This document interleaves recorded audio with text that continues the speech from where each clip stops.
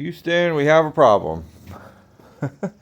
As I suspected, number one was making contact from a bad rod bearing. All the rest look okay. Maybe slight contact on that one, I don't know. But that one looks alright too. I can't tell if that one's made contact or just really hot. I'll have to look at it, but so far everything looks alright. I might have to source another piston. I got the head off, all my parts nicely labeled and all that good shit. Cam's out.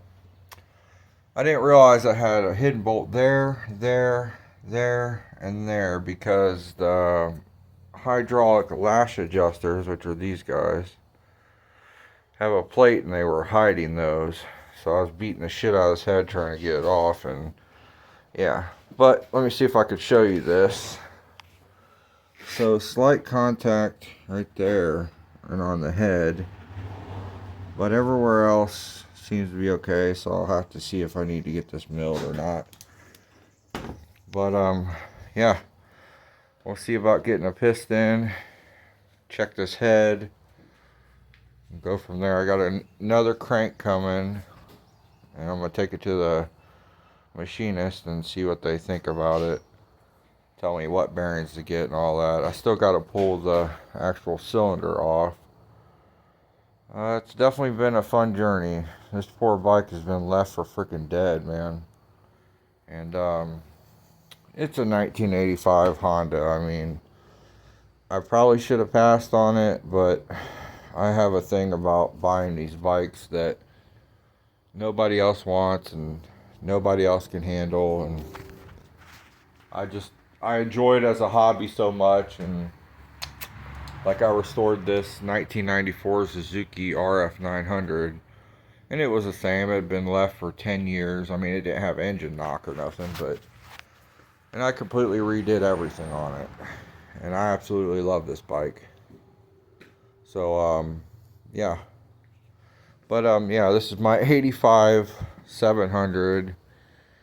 I might even bore the pistons out, you know, give it a little spice. I haven't decided yet, but we'll see how it goes. Definitely gonna get new tires, obviously a completely rebuilt engine. Some cool features about this bike: it has a gear shift indicator, which is freaking amazing for 1985, and a fuel gauge. So I really like that about this. Everywhere else but the US, these were 750s. If I could source a 750 motor and just drop it in there, I would, but it's very difficult to find a motor for these things. I'm lucky to just get the parts to rebuild it, so fingers crossed on that. But I'll keep you guys updated, and I'll keep making these videos. Hopefully somebody wants to watch it. And sorry I'm not filming while I'm working. It's just too difficult for me to do that. I'm new to YouTube and stuff like that, so maybe one day. But yeah, I just got to get that cylinder head off and then see what the damage is looking like on the bottom end. But stick with me, guys, for more. Thanks.